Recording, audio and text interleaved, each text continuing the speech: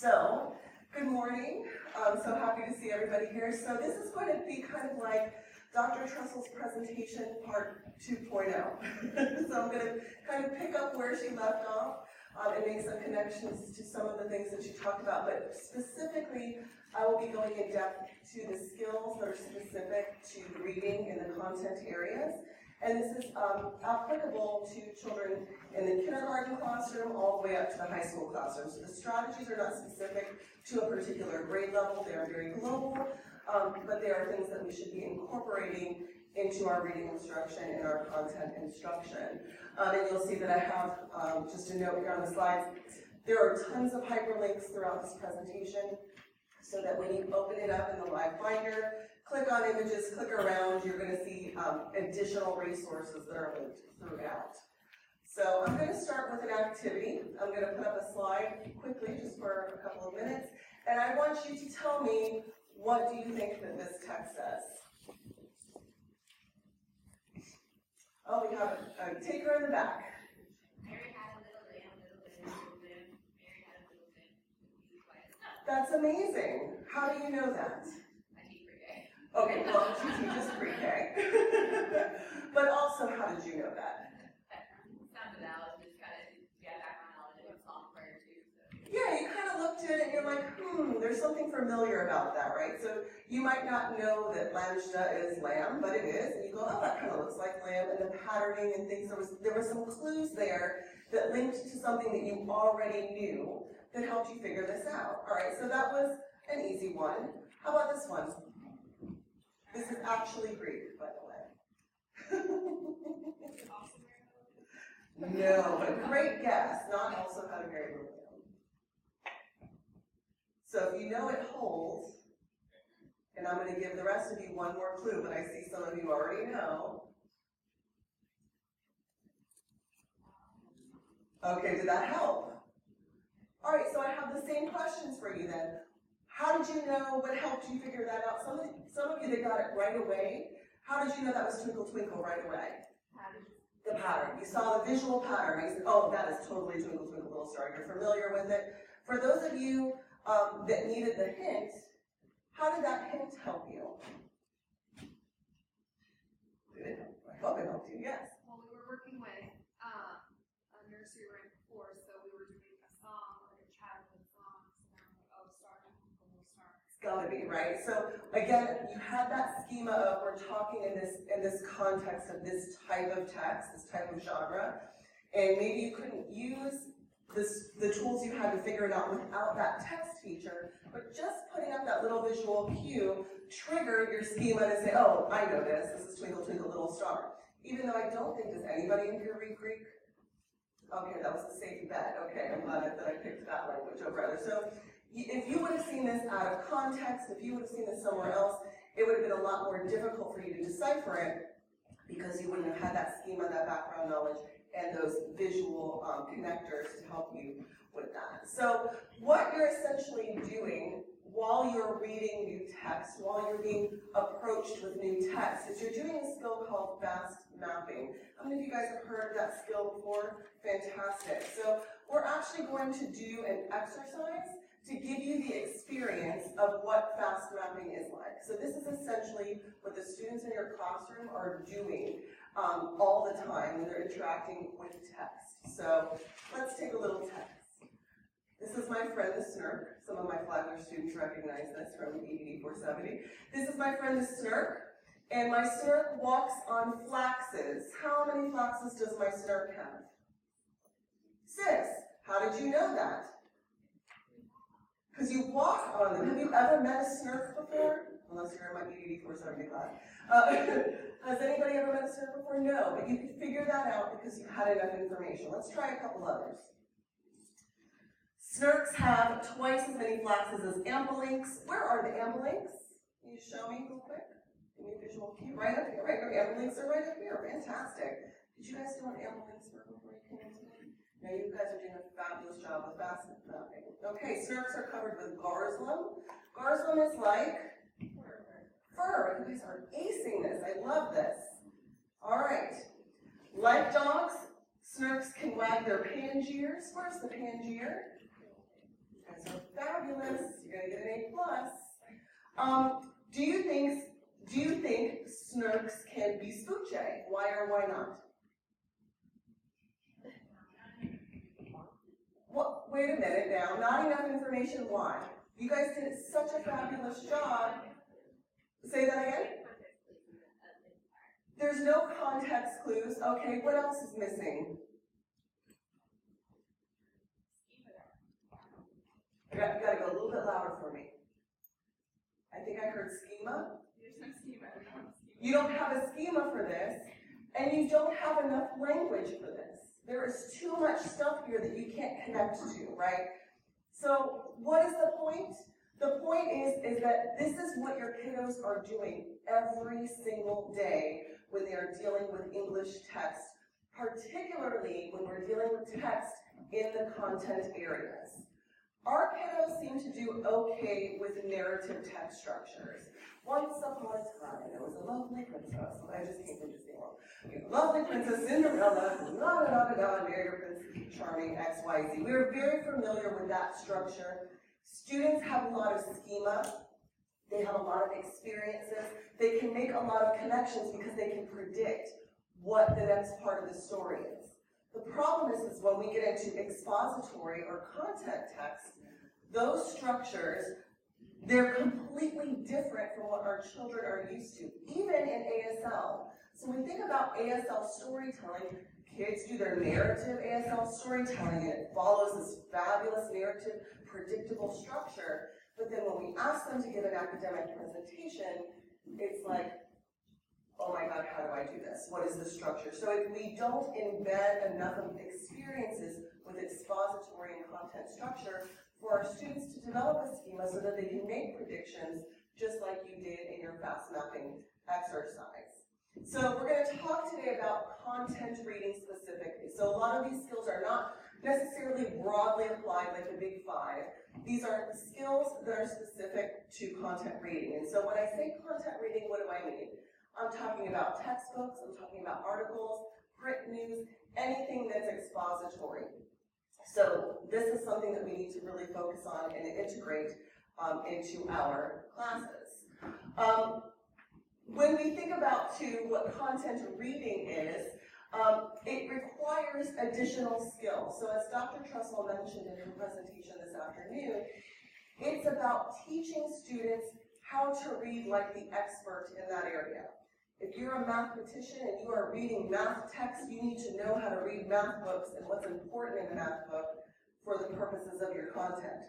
If you're reading social studies text, you need to read it like a historian. You can't just read it like an everyday person.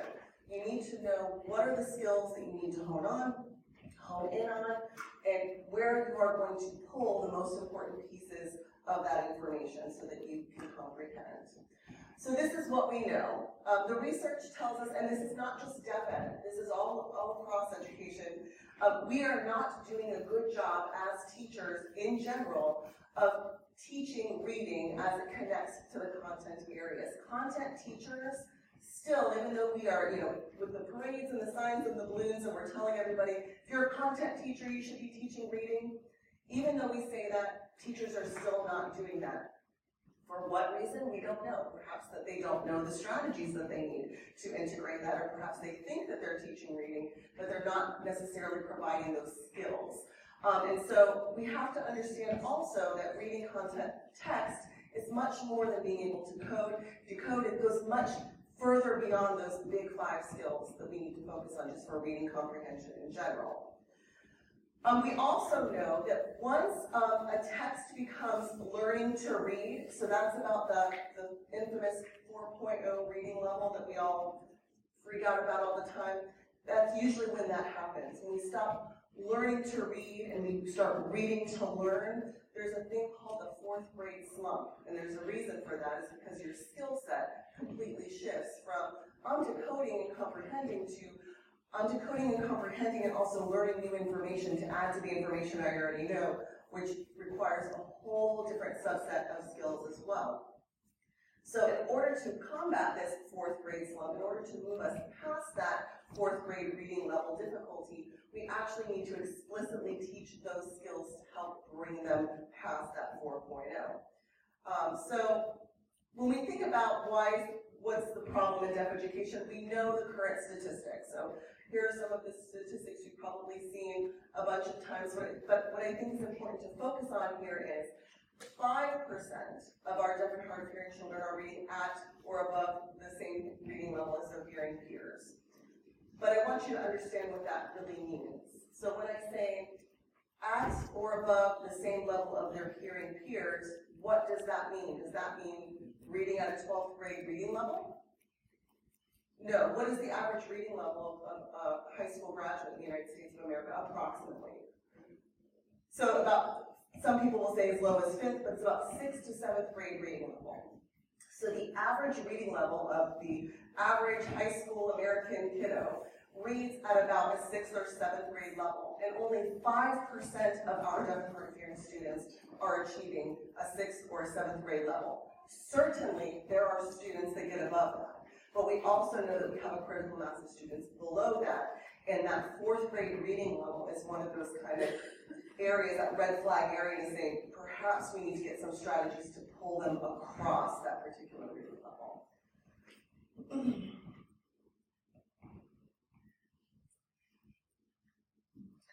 The other problem we have is that we don't have a comprehensive understanding of how teachers are implementing strategies for teaching content reading in their classroom. And there are very few studies, as Dr. Trussell even mentioned, about reading in the deaf education classroom, because a lot of these things are difficult to measure. Sure, we can measure vocabulary, sure, we can measure certain things, but measuring duration and quality and quantity of using these specific strategies in our classrooms takes a lot more time, is a lot more difficult, and is a lot more variable across teachers. So we have a very small understanding about what teachers are actually doing and the effectiveness of those strategies. So when we think about then, what skills do we need to be paying attention to in the content reading classroom? I've identified from the literature 5 pretty key skills that you need to be focusing on, in addition to the strategies and skills that you're already using for reading. So specifically for content reading, we want to focus on background knowledge. That's the key. I call background knowledge the mama skill. If we don't have background knowledge, if we don't have a solid foundation there, you are not going to make a lot of connections as demonstrated by your ability to fast map or not fast map. So background knowledge is going to be key. There are 2 ways that we do that, and I will elaborate further, but it's activation of background knowledge, so just getting the brain to think, oh, this is the topic we're thinking on, nursery rhymes or whatever that is, and then building on that background knowledge, and that's a little bit trickier. We also need to pay attention to text features. So remember that little star that I threw up? It makes a big difference. Dr. Trussell talked about the vocabulary list on the side. The kid didn't even know to look there. That's also an important component as well. The text structures, vocabulary, but not just vocabulary, content-specific vocabulary, and then, of course, the skill of inference, which, again, is quite tricky. So I'm going to go through each of these skills with you. We're going to do some activities, and we're going to see, just kind of get some experiences from our students' perspective. So in a moment, I'm going to just flash up for 10 seconds some text. And I want you to see how much of the sequence you can remember in 10 seconds. Okay, are you ready for this test? And then after 10 seconds, I'm going to take it right off. Okay? Here we go.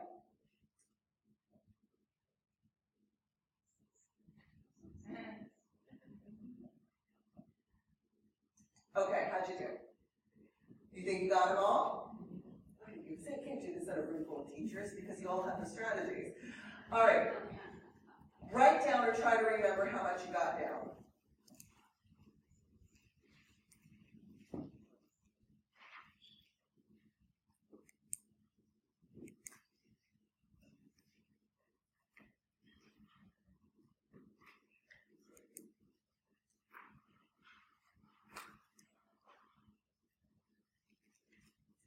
All right. For those of you that might not have been so sure of yourself, I'm going to allow you to see it again, but I'm going to give you a hint this time. Your hint is TV networks. Some of you are nodding because you already figured this out, because teachers. All right, you ready? Let's see how well you did, or see if this helps you remember the sequence better the second time around.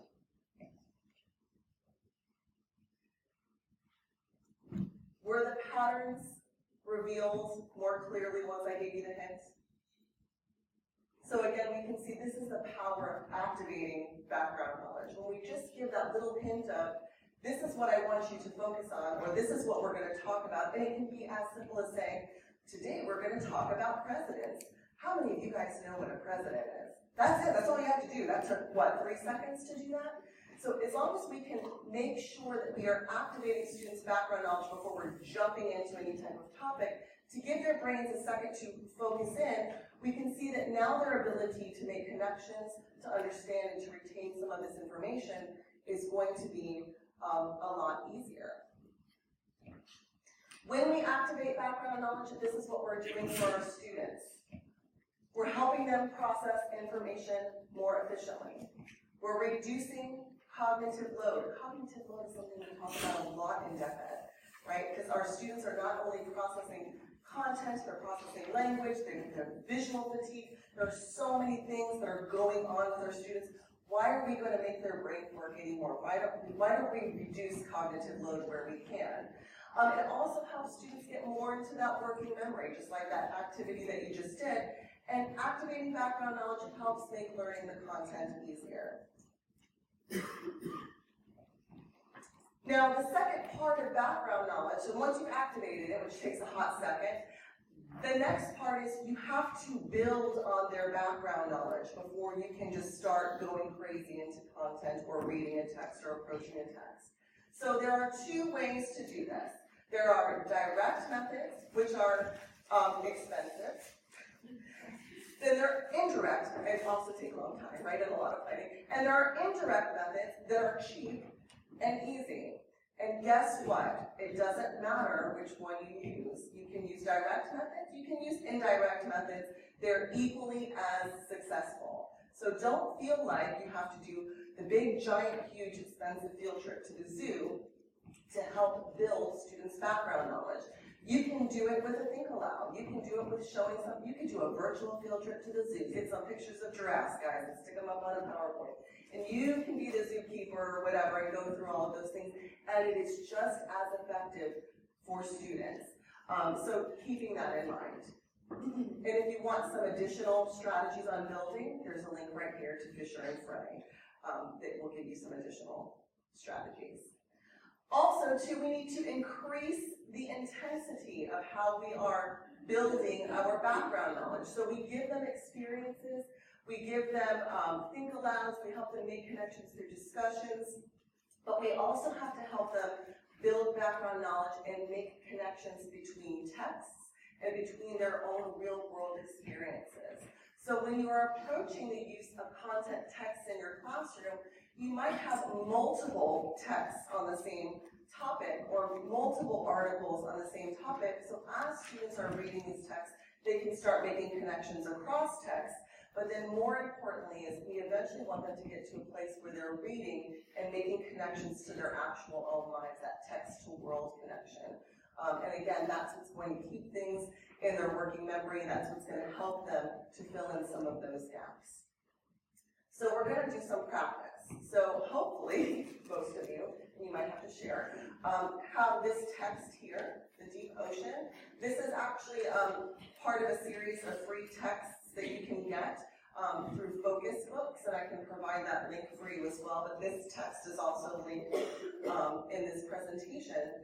And they have a bunch of different leveled texts in the area that are expository, so in all of the subject areas. If you're looking for little short texts to use these activities that are free and easy to print off, you can access that link too. All you need to do is sign in for a free account with your email. So what I want you to do is just quickly go through this text and think to yourself, before I had students read this text, or before I read this text with my students, what strategies might I do to help activate and build their background knowledge before I even read this? So go ahead, I'll give you a minute or two to go through that, and then I'll give you guys a minute or two to kind of discuss this with the person that's nearby you, okay? This is my last one, but you are certainly welcome to take this. Do we have any others floating around? Thank you, guys. Okay, we have another copy here as well. Anybody need one? All right, so take a minute, just flip through. What strategies are you going to use to activate and build background knowledge with this text here? All right, so hopefully you've had an opportunity just to peek at some of the concepts in this book. The first thing that comes to mind, how might you activate or build background knowledge with this particular text? Yes, ma'am.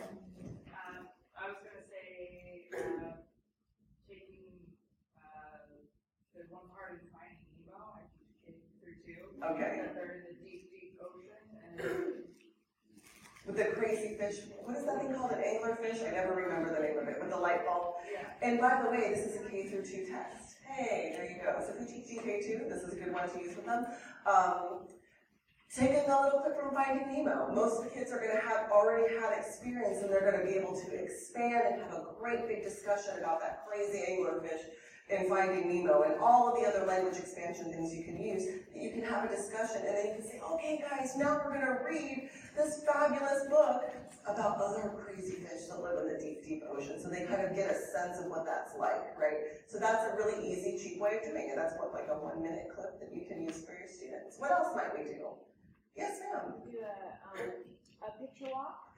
Fabulous. Just talk about the pictures. So, Yeah. And then I would also really go into the word deep. Deep, and what does that really mean, right? When we say deep, does that mean like, let's see how deep we can dig a hole versus how deep the deep, deep ocean is, right? And so giving them those experiences so that they can conceptualize this. When we talk deep ocean, we're talking like way down, not just at the deep end of a swimming pool. Yeah. For the students who can do imagery in their head and are able to have that skill, just getting them to say, like, if you lived in a place like this all the time, what are some things that you would like? And you'd be like, oh, maybe I want a flashlight, and you can talk about the anglerfish. Yeah, right. You can bring in their own experiences, what they would like if they can do that kind of imagery. Absolutely. Yeah, because every little kid knows what it's like to be in a dark, scary room at night. That's my son that just left a minute ago.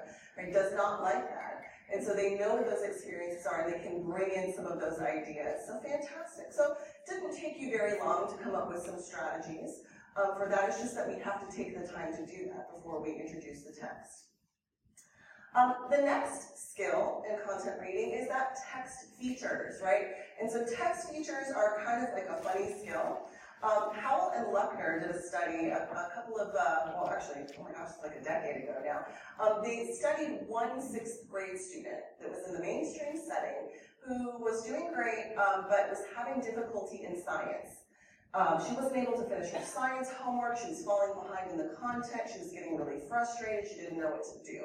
And so Howell and Luckner used a variety of strategies with this kiddo, but one of the things that they did with her is they used direct instruction, teaching her how to use the text features in her science textbook. So when I say text features, what do I mean? I don't mean just the images, but we're also talking about images, captions, headings, bold words, all of those things that kind of help us organize content text. It was funny because I like to talk about my work with my father a lot, and I told him, I'm like, oh yeah, you know, text features, and I kind of explained, he goes, my goodness, if someone had ever taught me that when I was in high school, I probably would have done a lot better.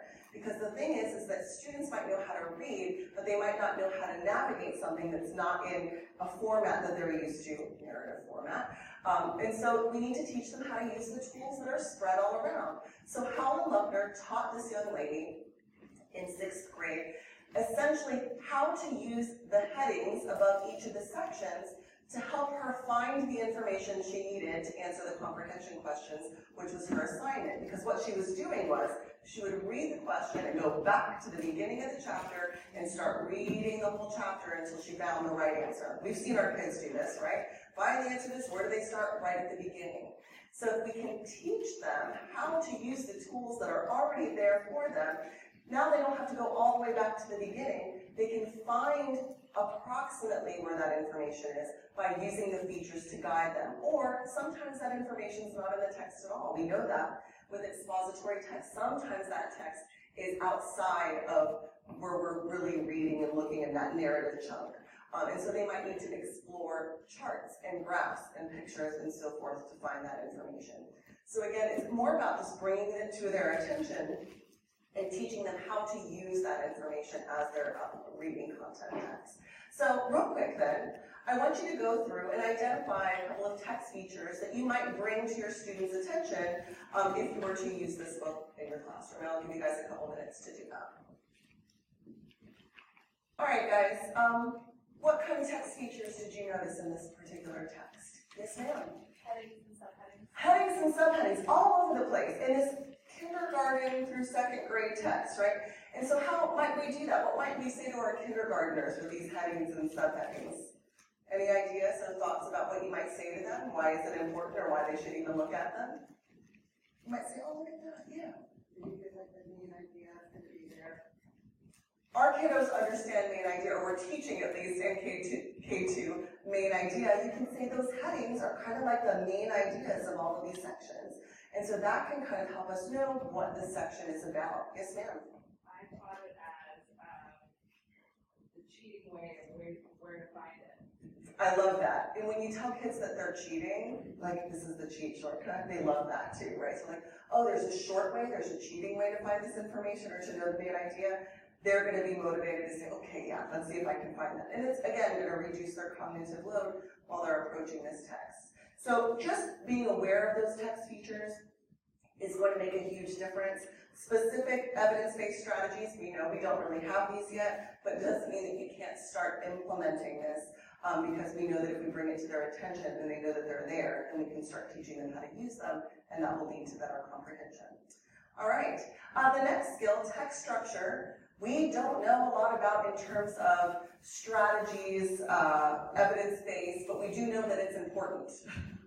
So when we talk about text structure, depending on the subject area you're teaching, you're going to see different text structures. So one thing our kiddos need to know is the text structures that are most common to the subject area. So for example, in social studies, compare and contrast is a really common text structure. They're going to find it a lot.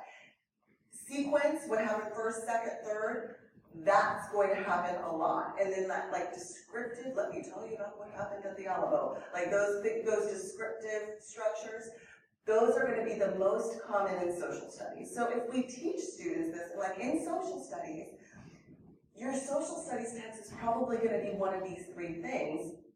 And we teach students what that means. So if I say this text is compare and contrast, what this text is essentially going to do is it's going to talk about one thing for a while, and then it's going to talk about another thing for a while. And then we're going to use those two bits of information to see what's the same and what's different. That's kind of compare and contrast. But if we don't explain that to our students, if we don't give them an opportunity to really pick apart what that means, then they're going to read a text and they'll go, why all of a sudden is it talking about something else? So we have to kind of set their schema up for being prepared to doing that.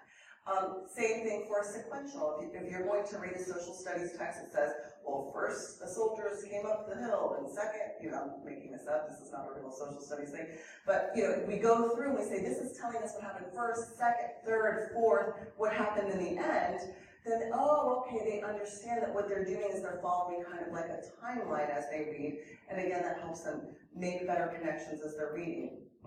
You can have students deal with text structure through graphic organizers. So this is a great time to teach students, again, we use graphic organizers, but we have to teach them how to use these tools and when these tools are appropriate. We might say, this is a compare-contrast text.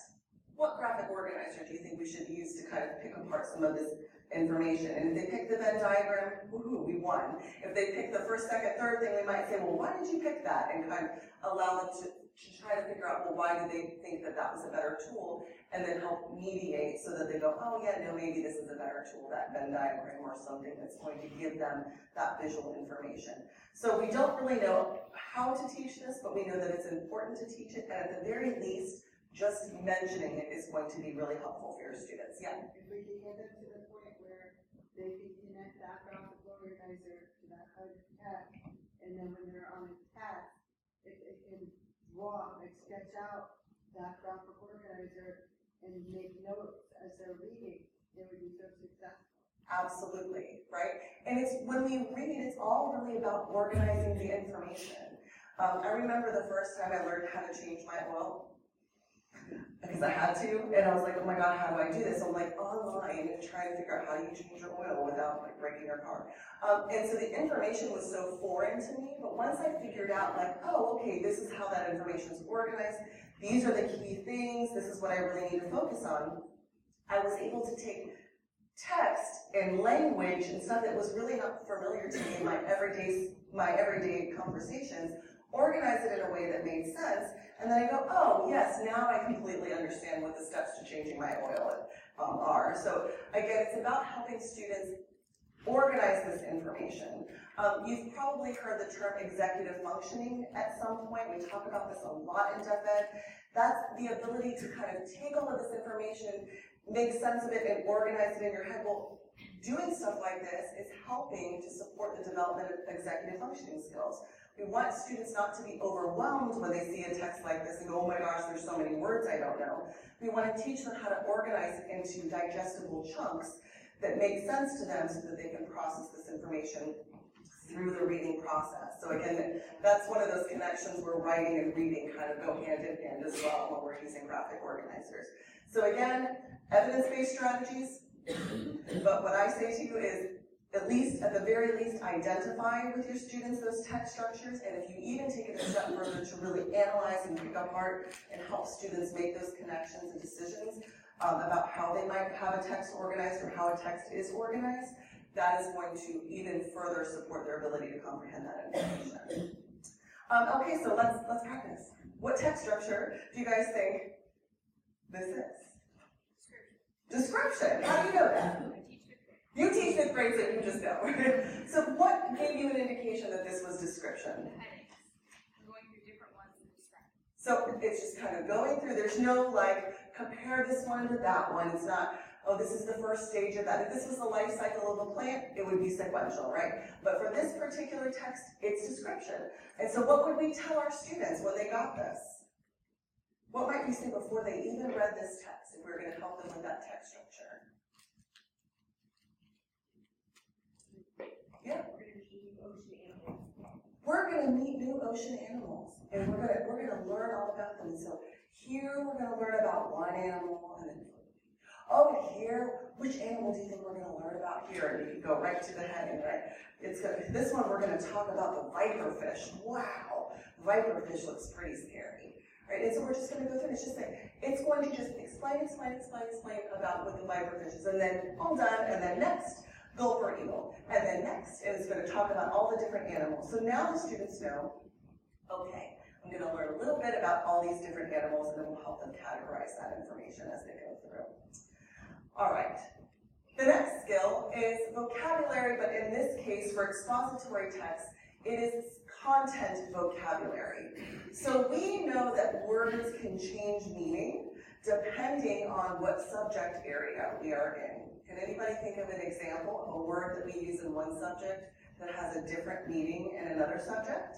Yeah. Table. Table. Oh, that's a great one, right? So if we see the word T-A-B-L-E, table, what's the first thing that would probably come to your mind? I see a table, right? You guys are sitting in front of them.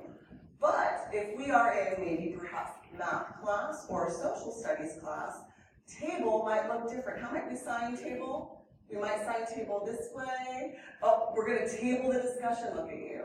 That's a great teacher. We're going to table the discussion. There's a table. So the way that the word T-A-B-L-E is understood, depending on what you're looking at, is different. So we have to teach children the nuances between when they see table and the once upon a time Cinderella and her handsome prince sat down at the dinner table versus looking at the table, it explains the statistics of a blah, blah, blah. Or the table of contents, right? So we have to teach them what that means in every single circumstance. So when I say teaching content-specific vocabulary, that's what I mean. It's not just teaching the word and all of the multiple meanings. It's teaching the meaning within the context that they're actually using it in. Does that make sense? All right, so when we think about vocabulary, we break it down typically into 3 tiers. So that tier 1 is that everyday kind of vocabulary, right? Tier 2 and Tier 3 are more complex. So I call Tier 2 like the $100 words. You know, teachers say that. Give me a better word for pretty. I want a $100 word instead of just saying pretty, pretty, pretty, pretty all the time. So that's how I kind of describe Tier 2 words. For content reading, I even want you to take it up a level further. So when we're reading content text and we're having a specific focus on a particular topic, you have to actually go in and identify what are those words that are specific to understanding this, that are super duper important to understanding this, and are super duper specific to the content that I'm teaching. And so that's going to be key. Now, here's the thing that when I say this, teachers get mad at me. Don't pick all the words. Okay, so we don't want to overdo it when we're teaching complex vocabulary, and this is a very difficult thing for a lot of teachers to hang on to. If you are in elementary school, focus on about 1 or 2 content words per week. Does anybody heard think a little bit, right? We feel like we have to teach all the words. In middle school, about 3, maybe 4 words per week, and then in high school, 5, 6. You want to stay within those ranges. So, in the subject, yeah. There you go. Now, why would I say this? Why would I tell you to say in elementary school, for example, if you're teaching science, to only focus on 1 or 2 content-specific words that week? Because in each subject, there's 3, 4, 5 words, and then that goes to like 12 words in a week. Exactly. It's too much. You might Yeah. have to absorb all that. Exactly. Yes, Dr. Trussell. Because they have to know the words deeply. And they have to know the words deeply. If we are just telling them, oh, this is that word, and they don't really internalize what that means, what happens is then they can't apply the skills that they use to do, like, if, for example, if we're using morphographic cues to figure out a word like bio, and then, oh, bio is life.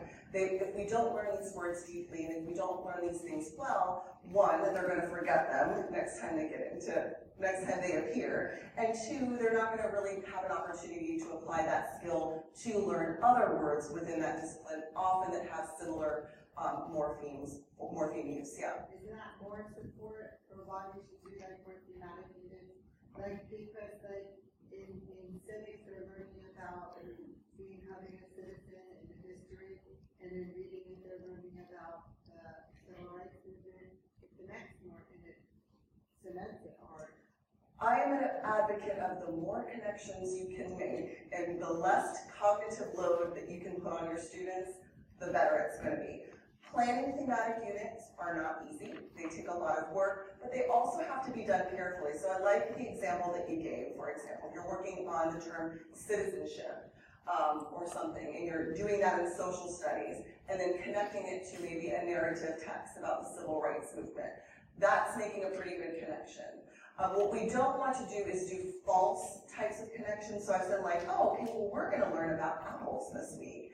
And so all the math problems are going to be about adding and subtracting apples, and we're going to do art projects about apples, and everything's about apples, but they're not really understanding that vocabulary. So again, what you do in a thematic unit needs to be very strategic, and it just can't be, well, I said apples. You know, I used citizen in that word problem that I did in math, but if it doesn't have any meaning, if it doesn't hold any meaning there, it's not really part of it. Exactly. So perhaps we might analyze the rates of citizenship in the United States, you know, between a certain period of time. So you want to focus on the concept more than just making sure you have all the words there. So do you understand what I mean by that? But I think making as many connections as possible is the best thing you can do. And then that will also help you to reduce your vocabulary list. Guys, you are not going to be able to teach every word. There are bajillions of words. You are not going to be able to teach them all. Your job is to teach students the strategies that they need so that when they encounter words, they go, oh, If I'm saying table in math, I remember that from whatever grade, that must not mean this kind of table. I know it means something else, but I might not be sure. And then they can use their skills or strategies or tools or resources to say, I knew it wasn't the same table, because it just didn't make sense in that context. So you can't teach all the words, but you can teach the strategies for students to use so that they can learn words as they approach them in context. And that's what we want them to do. All right, so real quick, what I want you guys to do is find one or two content-specific vocabulary words in this text. And when I say that, I mean an actual word that is critical for understanding the text and that is specifically related to the content. All right, did anybody find one? A content-specific vocabulary word? Ocean? Where was that? Tell me why you chose ocean. It happens, multiple times throughout the text. Okay. And it connects all of them. Okay, so ocean is a connecting word for all of the different parts of this passage. It occurs multiple times through the text. Would we see, is ocean specific to, well, this is science, clearly. Is the term ocean specific to science? No. Not necessarily, but I don't think that ocean is a bad choice. I think ocean is a good choice because of the two reasons that you gave. One, it appears in pretty much every single section, and two, it repeats frequently. So that might be more of a tier 2 word in this particular case, a tier 3, content specific. But that still would be a good choice. So if you were having to pick one or two, I don't think ocean would be a bad choice. Yes, ma'am? I was going to say glowing, because it doesn't happen in every single section, but it happens in a lot of them. Okay. Just because it's the deep. So again, glowing, fabulous word, right? Nice big $100 word, but is glowing specific to science? Or to this subject of ichthyology, if you will? Would that be the proper noun of these, like Caribbean? Could be. But is that something they'll see frequently? After they read this text, do you think they'll encounter that at some other point? This is a little bit trickier than I thought. Yeah. Life? Fin? Who said that? Fin. Tell me more about fin. Fin? Why is it tier 3 versus tier 2? Sure. I'm testing you guys. This is harder for me because I feel like it's easier in the older intermediate levels It to is. identify tier 3 words versus tier 2. It is. I'm like trying to trigger my brain to move down a bit. But I feel like fins is specific to the biology of the creature. Okay. Once again, it applies to all of them and is context specific for this subject. Right, because can fin have different meanings in different situations? Absolutely, right? Even though it still might be in the realm of water, right? We think about fin. Fin has a different meaning across content, so that's more of what we're looking for. And that's what makes that tricky, because you think fin, oh, cute, easy word, F-I-N, easy to do. But it's not about necessarily the word, it's about how it fits within the content. And if that word popped up somewhere else in a different content, would it have the same meaning, or should they question what they think that means, or how is that meaning adjusted in that other content, right? So it's a lot trickier to do this with the younger grades. You're absolutely right. Finding content-specific vocabulary in more complex and higher-level text is a piece of pie. Not so easy with the little ones. Yeah? We came up with two, floor and float. Floor. Let's talk about floor for a minute. So when we're talking about floor in this particular text, what are we talking about? The ocean floor. And is that the same floor as the floor in this conference room? Right? Or if we're talking about floor to ceiling results, right? So floor has a lot of different meanings depending on the context. So again, sometimes content-specific words can trick you because you think, oh, that's an easy word. But it's not. It's not about the word, and it's not about decoding. It's about understanding how that connects to the subject area and what it means in that context. And we see kids do this all the time when they're reading. You see them all the time. Oh, look at the table. And when they're citing that word for word for word, and you're like, oh God, but they're decoding. Yes, they know TABLE's table. They know FLOR is floor. They know that. But do they know what it means here? And if they don't, that's going to impact their comprehension. Because they're thinking of the floor of the room and not the ocean floor, which is a completely different concept. Yes, ma'am? Vent, that's a good one. Very significant in this article, but it's not, like probably, I think it was like an FSA article, they would ask a lot of things about what's the significance of the venting and floor, and how does that impact?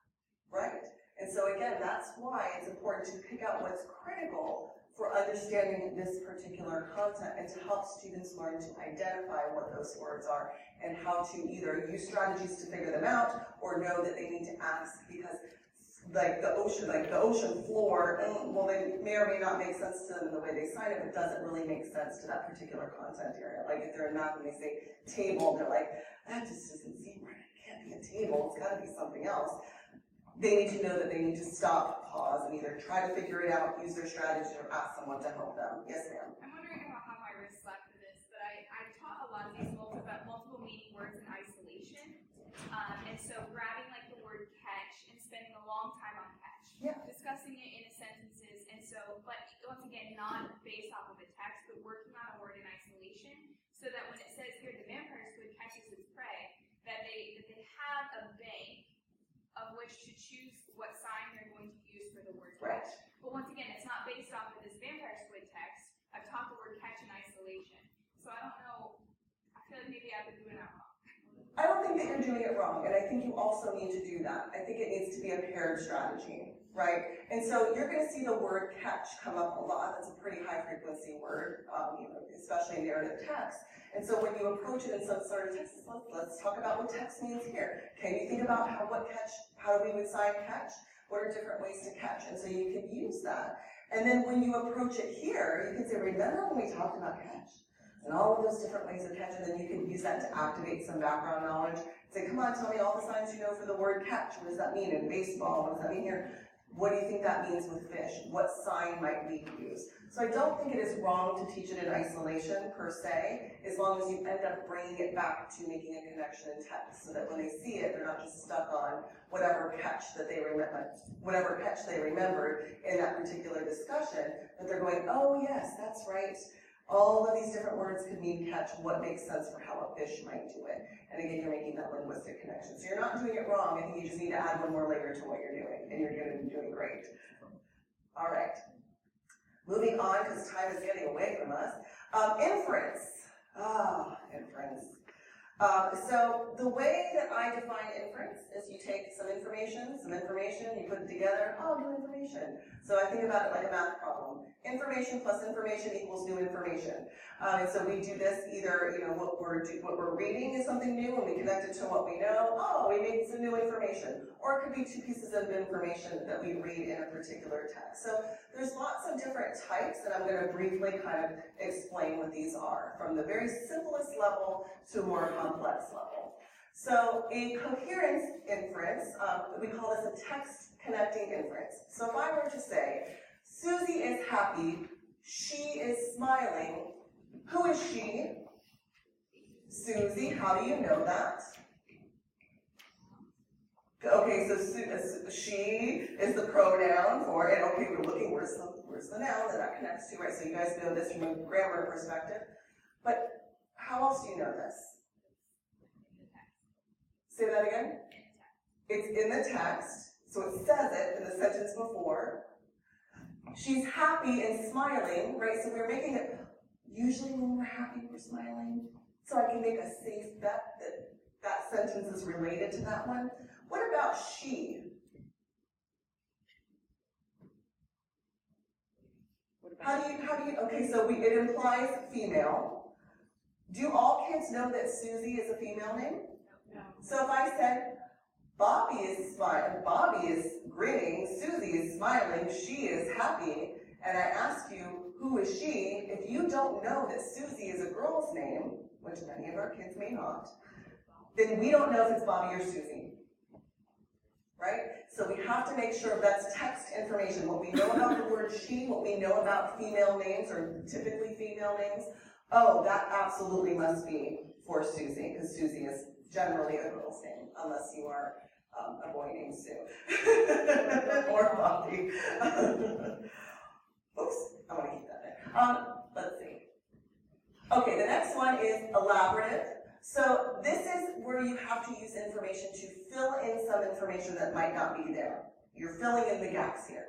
So if I said the bike was gone, Jack saw the broken chain in the grass and began to cry, what can we assume happened to the bike? It was stolen. How do you know it was stolen? I did not tell you that. It's gone. He's sad, and there's one more piece of information there. The chain is broken. Ooh, right? So it's not like, oh, he left it there and it rolled down the hill. He locked it up and someone broke that chain off, or something broke that chain off. So we can imply that the bike was stolen. And so that information is not there.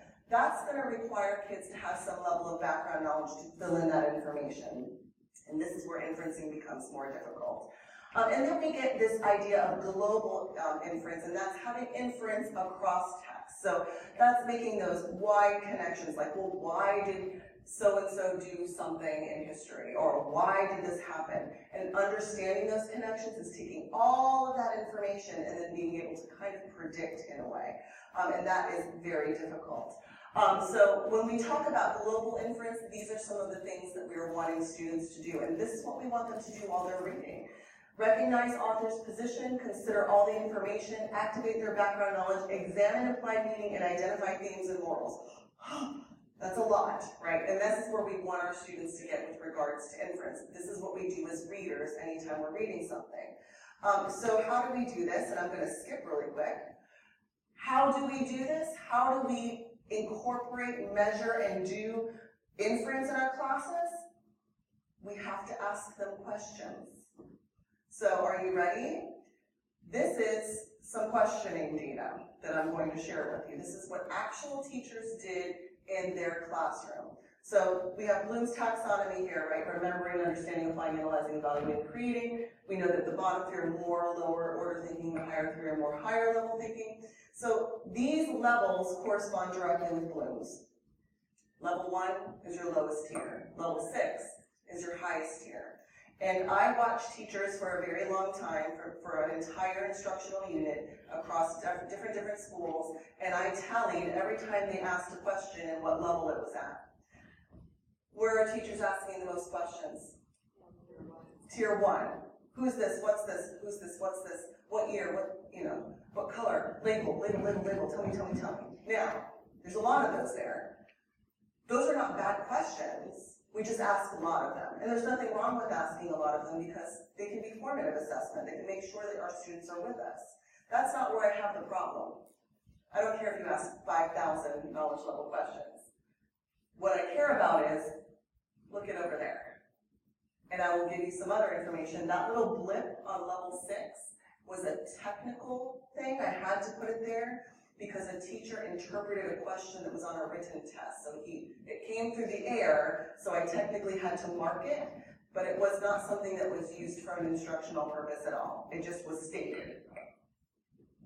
So essentially, I observed over many, many weeks, over an entire instructional unit across 4 teachers, technically 0 instances of level 5 and level 6 questions. Why? How do you know? What do you think is going to happen? If you had to do it, how would you do it differently? We are not asking these types of questions in our classrooms. And these are the questions that are going to bring our kids to that next level of comprehension and understanding and be able to develop those global inferences so they have better connections with the text that they're reading. So this is tough. So what do? We actually have to plan the questions that we're going to ask our kiddos. So I have another resource here for you. And this is, there's a million of these online.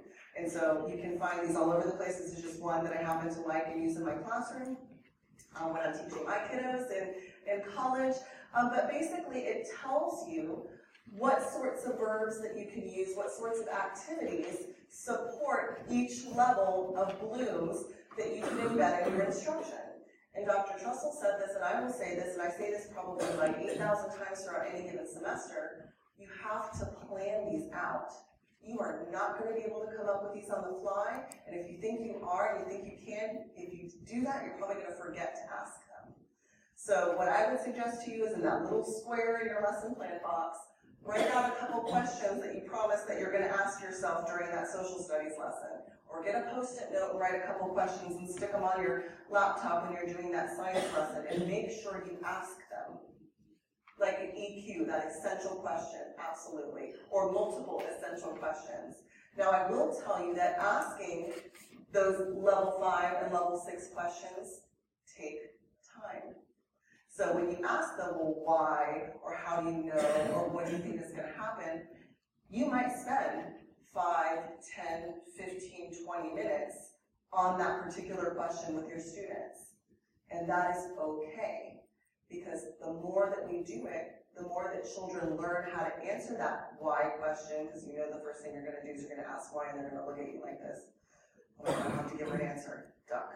That's the answer. And they're just going to pull out what, I've had this before. I remember when I taught Hawaiian history, and I asked, why did the Hawaiians go all to Oahu instead of staying on the respective islands? And one of my kids went, thumped. And I'm like, yes, they did that on boats, but why? And they looked at me like, crazy lady, I don't know how to answer that question, because it wasn't practiced and it wasn't modeled. And so you have to determine where your kids are and their ability to ask and answer these questions, but you have to do it. And you have to take the time.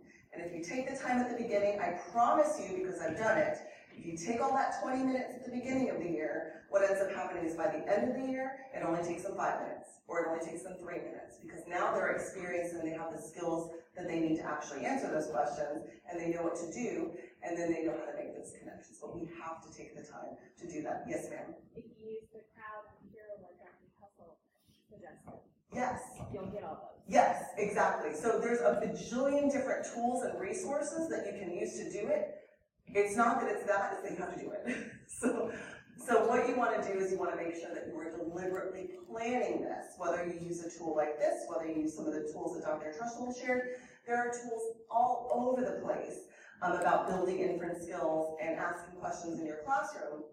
The problem is that it takes time, one, to plan them, and it takes time away from our instruction. We feel like, oh my gosh, we have to feed them all the content, put all the content in their brain. But if we go back to Dr. Sim's presentation, that's not what we want to do. We want to give them a little touch, and then have them talk about it and expand their connection with that, and then give them the tools to explore that further on their own. Because guys, we're not going to be able to teach them all the things. We're going to teach them a lot of things, but we can't teach all the things, and we can't send them off without the skills that they can use to learn the things as they go out. And is my time up? Please don't look at me. Is it up? Keep talking, okay. So using this particular guide, and you can use this on your own, or any other resources that have been given to you throughout this weekend, I want you to use these to deliberately plan the questioning that you're using in your classroom, and to not be afraid of actually taking the time to do it. When you're teaching, reading while teaching content, I want you to focus on these things. Focus on the strategies, right? They already have the skills, or are still learning the skills on learning how to read, but we need to focus on the strategies for them so that they can pull out. Keep it short and simple, incorporate it into every single content area you're teaching, even math, guys. Do the word problem, even if it takes you 2 class periods. Do the word problem. Please help students visualize and connect, help them make meaning, and be mindful of those complexity. And again, I have a link here for you to give you some resources to additional level text as well. Are you getting coming on? There's more in there. If you want just a couple more slides, no big deal. There are some slides for resources too, but if you have any questions, I'm right down the street for many of you. Email me, contact me, I'll send you resources. I have tons of shareable stuff. Have a wonderful day. They're kicking me off the stage. And I'll see you guys around as we move around. Thanks very much, guys.